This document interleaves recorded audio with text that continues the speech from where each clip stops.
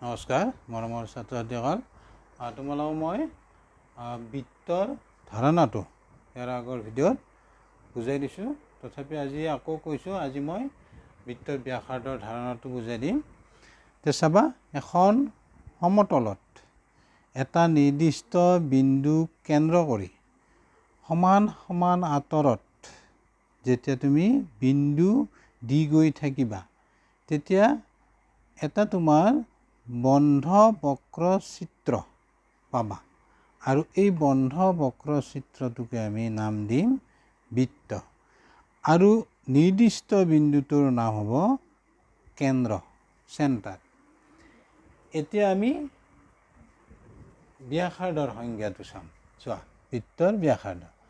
বৃত্ত এটাৰ কেন্দ্ৰ আমাৰ ইয়াতেও চাবা, বৃত্ত এটাৰ কেন্দ্ৰ আৰু বৃত্তটোত থকা যিকোনো বিন্দু সংযোগী ৰেখাখণ্ডডালকে ব্যাসাৰ্ধ বোলে।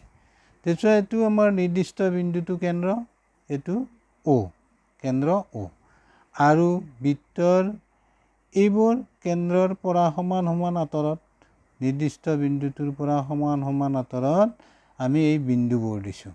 যিকোনো এটা বিন্দু ধৰি লোৱা, আমি এই বিন্দুটো ল'লোঁ।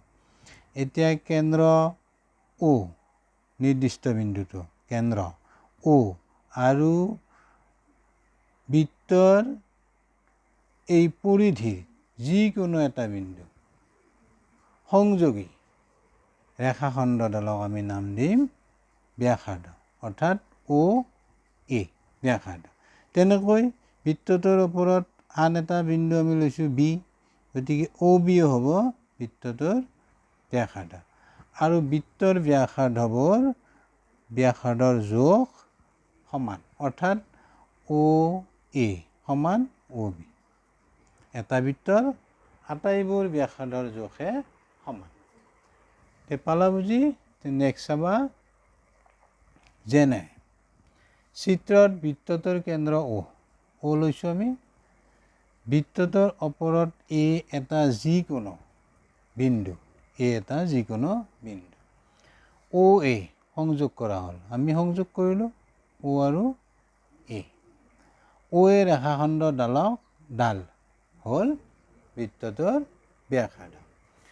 নেক্সট চাবা, বৃত্ত এটাৰ আটাইবোৰ ব্যাসাৰ্ধৰ জোখ সমান, অৰ্থাৎ OA সমান OB। আৰু যদি তেনেকৈ তুমি ইয়াতে এটা বিন্দু লোৱা C, OC সংযোগ কৰিলে তুমি কি পাবা? OA সমান OB সমান OC, অৰ্থাৎ এটা বৃত্তৰ আটাইবোৰ ব্যাসাৰ্ধৰ জোখে সমান। গতিকে এনেকৈ তোমালোকে বৃত্তৰ ব্যাসাৰ্ধৰ সংজ্ঞাটো মনত ৰাখিবা।